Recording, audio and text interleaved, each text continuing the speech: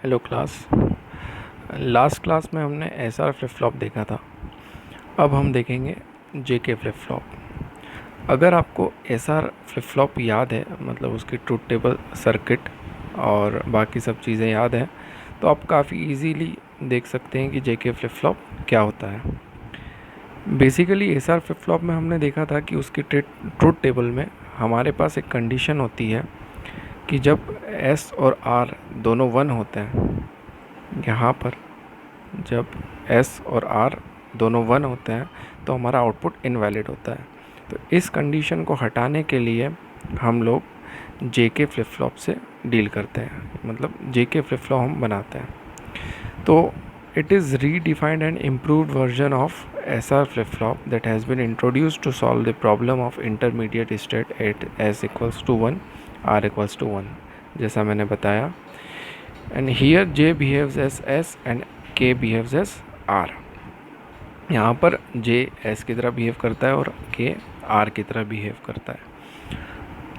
तो logic circuit जो है इसका, उसमें सिर्फ इतना सा डिफरेंस है कि आप देखेंगे ये पूरा का पूरा सेम लॉजिक सर्किट है, बस जो हमारा क्यू बार था उसका फीडबैक हमने उठाकर जे में दिया है और क्यू का फीडबैक उठाकर के में दिया है। इसके अलावा लॉजिक सर्किट में और कोई डिफरेंस नहीं है। अब जो सिंबल था, सिंबल भी सेम है, बस एस की जगह जे और के की आर की जगह के आ गया है।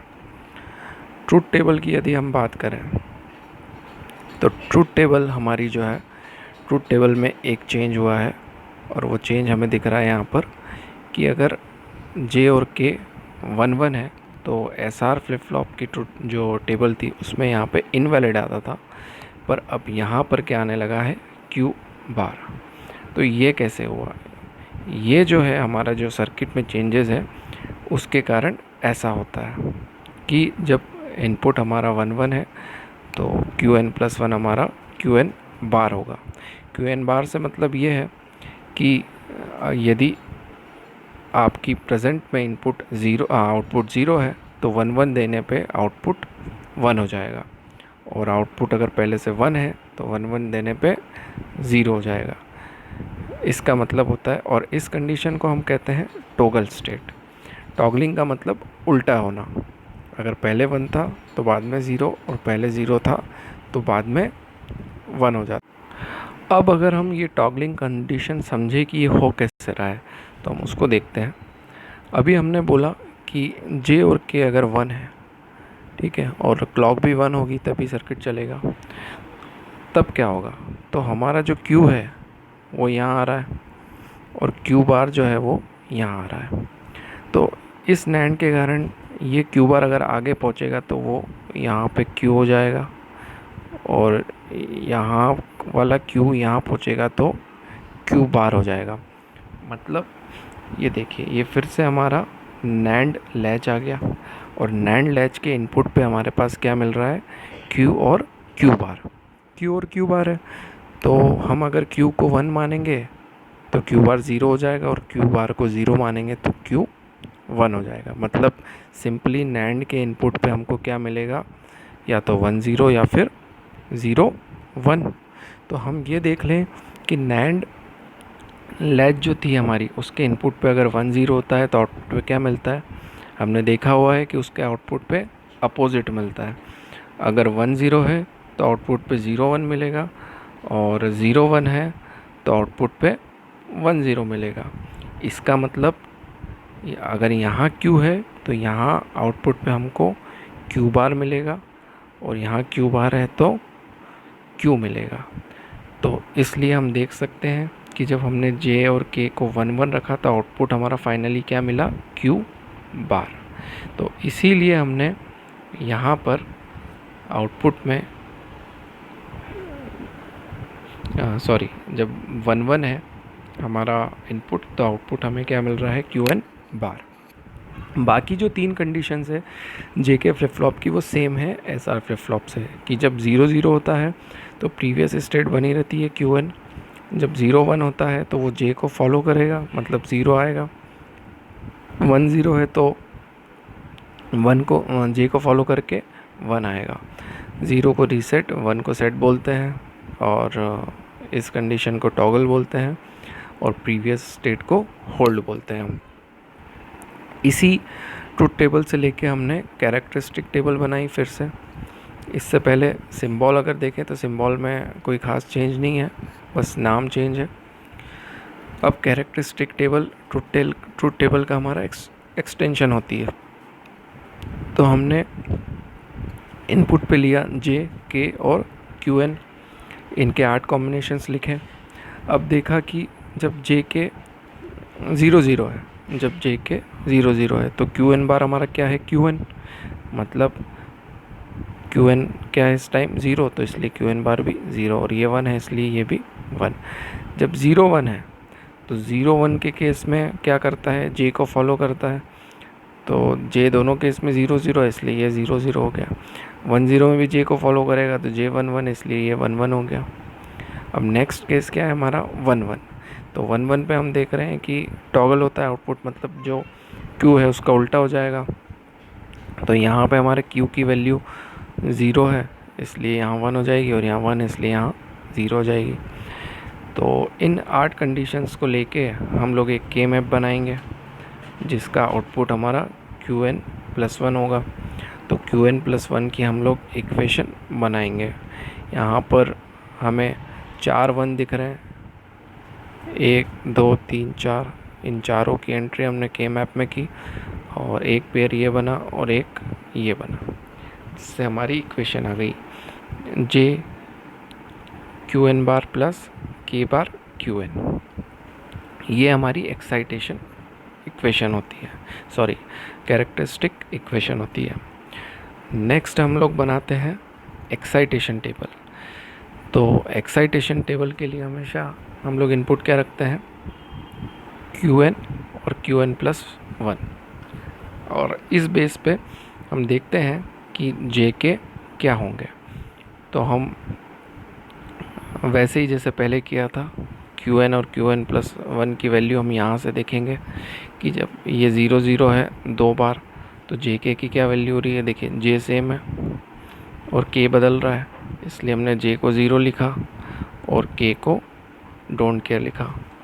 वैसे ही आपको क्या करना है कि इन तीनों वैल्यूज़ के लिए इस टेबल से देखना है वैल्यूज़ कि इस टेबल में वैल्यूज़ क्या क्या हैं, और उसके अकॉर्डिंग जे और के की वैल्यू फिल करना है। बस डोंट केयर कब आता है, जब एक 1 0 पर हमें 1 मिले और एक सेम एक इनपुट पे हमें 1 मिले और दूसरे सेम इनपुट पे दूसरी जगह 0 मिले, तो उस कंडीशन में हम यहाँ पे डोंट केयर लगाते हैं। अब जैसे कि हमने प्रीवियस एसआर के केस में देखी थी, वो टेबल थी हमारी 0 1 0 क्रॉस, और फिर उल्टा क्रॉस 1 0 0। तो अब यहाँ पे देखिए सेम है, बस यहाँ पे इस 0 की जगह क्या आ गया है, क्रॉस, ठीक, और बाद में वापस पूरी टेबल उल्टी हो गई, क्रॉस क्रॉस 1 0। तो ऐसे आप एक्साइटेशन टेबल को याद रख सकते हैं। ये था हमारा जेके फ्लिप फ्लॉप, और जेके फ्लिप फ्लॉप हमने इसलिए बनाया था क्योंकि एसआर के केस में 1 1 जब इनपुट रहता है तो आउटपुट इनवैलिड बन रहा था। तो हमें अभी ये अपनी प्रॉब्लम सॉल्व होती दिख रही है कि जब इनपुट 1 1 है तो उस केस में हमारा आउटपुट इनवैलिड नहीं आ रहा है, जबकि वो आ रहा है Qn बार, ठीक है। अब इसके बाद नेक्स्ट जो आता है हमारा, वो आता है D flip flop. D flip flop basically अभी तक जो हमने 2 फ्लिप फ्लॉप देखे उसमें हमारे 2 इनपुट होते थे, लेकिन डी फ्लिप फ्लॉप में हमारा सिंगल इनपुट होता है। और डी फ्लिप फ्लॉप बेसिकली जो आपका इनपुट रहता है एज इट इज़ उसका आउटपुट रहता है, बस वो क्या करता है, इनपुट को पास करने का काम करता है आउटपुट तक। और उस केस में इनपुट को एक डिले मिलता है। तो बेसिकली जहाँ पर डिले सर्किट्स का यूज़ होता है वहाँ पे हम डी फ्लिप फ्लॉप का यूज़ कर सकते हैं।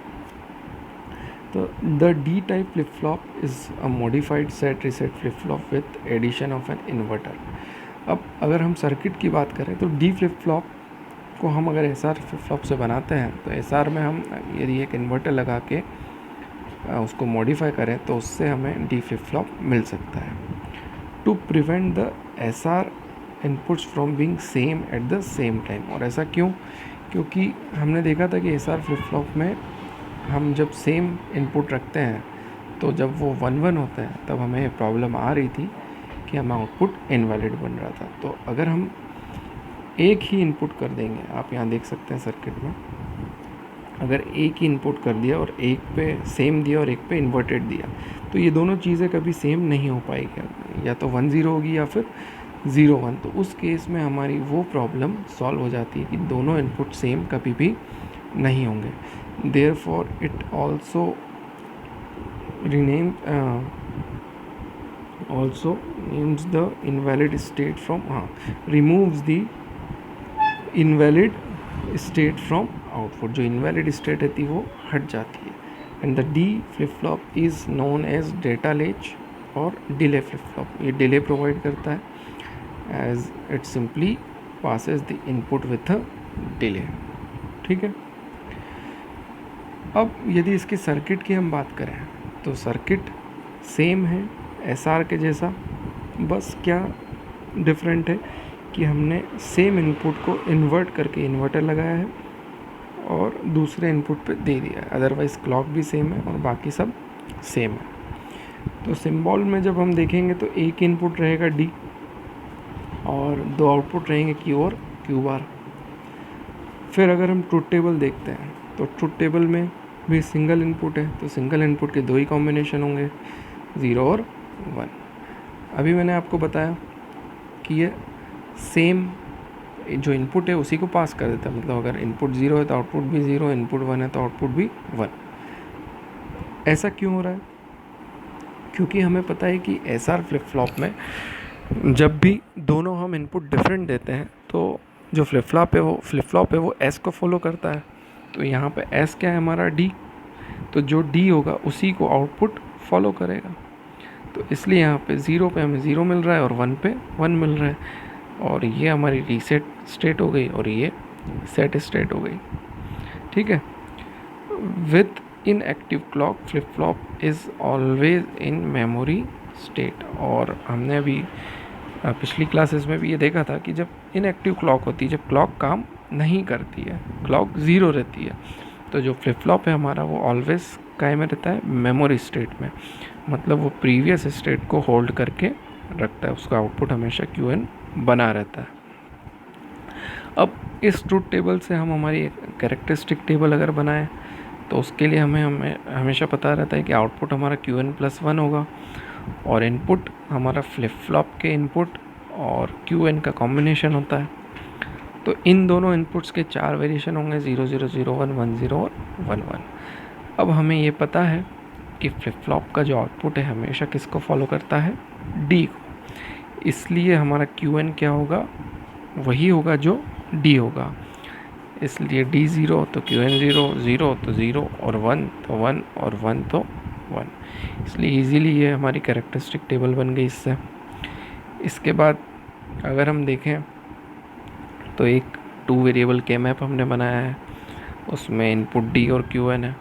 तो एक हमारा ये पेयर बन गया और इस पेयर की कॉमन टर्म डी है, तो QN+1 हमारा हो गया डी। ये हो गई हमारी कैरेक्टरिस्टिक इक्वेशन। अब इसकी अगर हम एक्साइटेशन टेबल की बात करें तो एक्साइटेशन टेबल इनपुट हमारा QN और QN+1 है, 4 कॉम्बिनेशन इसके लिखती है।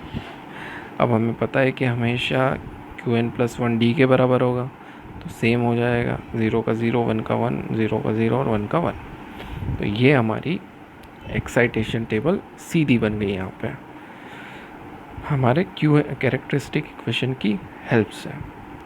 तो ये था हमारा डी फ्लिप फ्लॉप। अभी तक हमने 3 फ्लिप फ्लॉप्स देख चुके हैं, SR flip flop, JK flip flop और डी फ्लिप फ्लॉप। अब नेक्स्ट क्लास में हम देखेंगे T flip flop. Okay, thank you.